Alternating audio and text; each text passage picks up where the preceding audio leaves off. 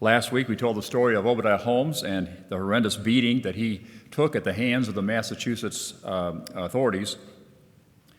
That event took place in 1651. Now, less than a year later, in 1652, Holmes's pastor, who is Dr. John Clark, if you'll recall from a couple weeks ago, he and Roger Williams left New England and went to London to petition Oliver Cromwell for a charter for Rhode Island. When he left, he did not expect to be gone very long, maybe a year or so, but as in fact it turned into almost 12 years. And soon after he left, he resigned his church, knowing that it was going to be a long time, and the church called Obadiah Holmes as their new pastor. He succeeded Clark then as the pastor of Newport Baptist Church. He was only the second pastor of that church, and you recall that this church is the second Baptist church in the New World. And Holmes would lead them for almost 30 years until his death in 1682. To the very end, Obadiah kept his eyes on the things of God. He had 9 children, 42 grandchildren, and when he died, and 7 years before he died, he wrote each one of them, urging them to remember the meanings of their biblical names. They'd each been given biblical names, all 51 of them. And they had been given them to help them stick fast to Christ. And he urged them to square their lives with Scripture and to meet and support, to strengthen, and even to reprove one another. But Obadiah's testimony lived on long after his punishment was passed. Dr. Wayne Thompson, a senior pastor in Virginia. When I lived in Virginia, I came to love Baptist history. As it turns out, I didn't know this at the time, but he was considered one of the greatest Baptist history historians of our time.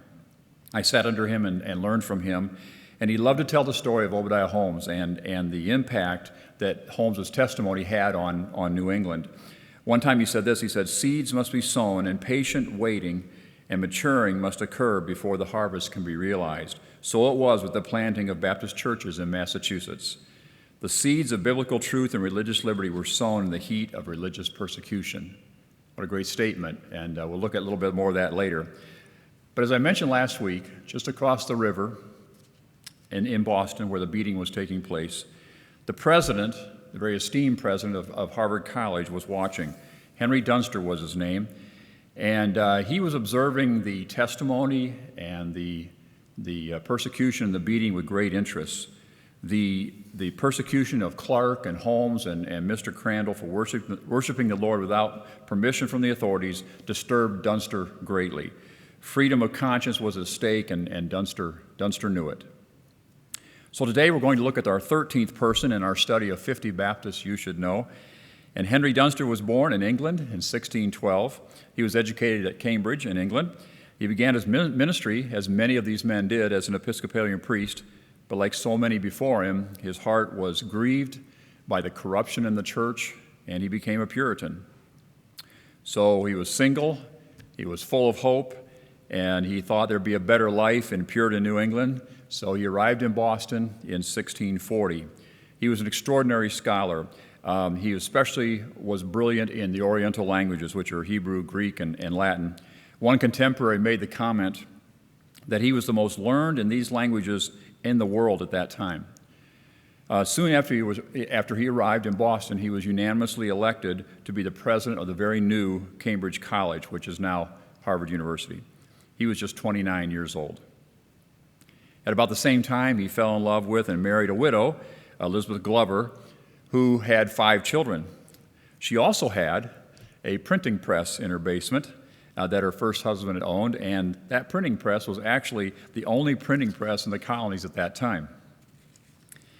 So the purpose of Harvard under Dunster's leadership was not merely to give students an education. He wanted to train students so that, and this is his quote, those going into the ministry were literate and would be able to clearly preach the truths of Christ. Harvard grew rapidly under Dunster's leadership, and he used a printing press in his home to begin to establish Harvard as the premier education in the colonies.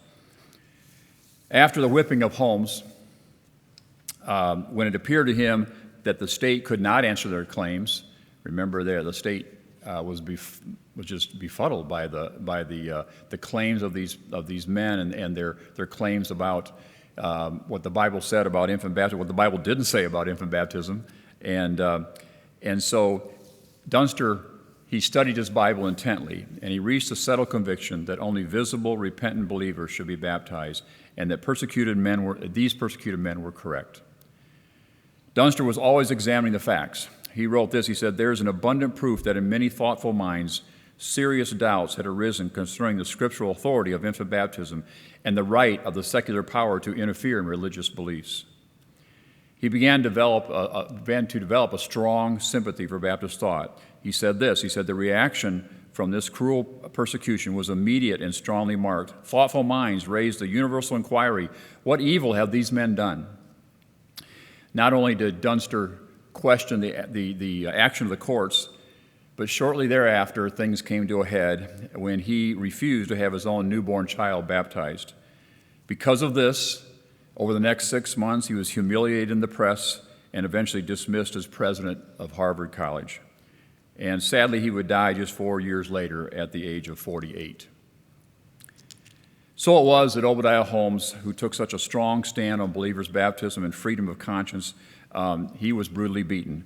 This was seared in Henry Dunster's mind, and he turned his attention to the subject of infant baptism and soon rejected it altogether. The faithfulness of Holmes, the publicity that his enemies gave his convictions, and the terrible way in which the church state denied its citizens religious freedom all magnified the truth that Holmes preached. Dr. Thompson, again, who I mentioned earlier, put it this way. He said, "Now the influential Dunster had planted in the hearts of the Puritan Commonwealth seed which was indestructible. Cambridge and the surrounding areas had been filled with these principles because of his preaching, and out of that influence, the First Baptist Church of Massachusetts was established." So I think this is a thrilling story. The sequence of events is just amazing.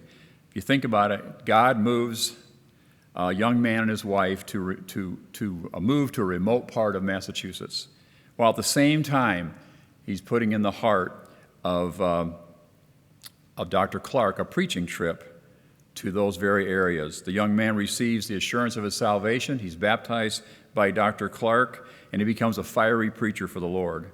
But he soon pays a terrible price for his convictions, and because of that beating, the president of Harvard is convicted to take a biblical stand that will cost him his career and all the future fame he might have had.